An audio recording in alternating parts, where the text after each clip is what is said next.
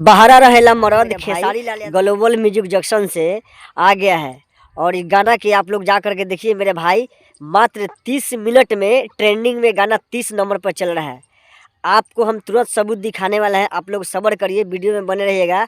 और आप नए हैं तो मेरे मिनी किंग ब्लॉग चैनल का सब्सक्राइब करिए। तो आप सबूत के साथ देख लीजिए मेरे स्क्रीन पे, ये 30 मिनट का सबूत है। 2,42,037 और 47,000 लाइक्स है और कमेंट्स है 6100। तो मेरे भाई ये है खेसारी लाल का असली पावर। और ट्रेंडिंग स्टार यूँ नहीं कहा जाता है मेरा भाई। तो जाइए आप लोग ग्लोबल म्यूजिक जंक्शन पे देखिए, बहरा रहेला मरद। और इस गाना में जो है गाए हैं खेसारी लाल यादव और एक्टिंग की है आस्था सिंह। और ये भाई आस्था सिंह एक्टिंग की है और इसे म्यूजिक दिया आर्या शर्मा।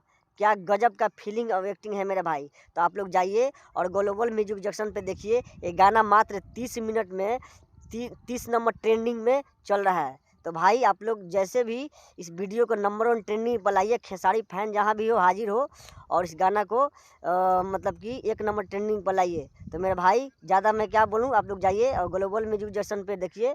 हर हर महादेव।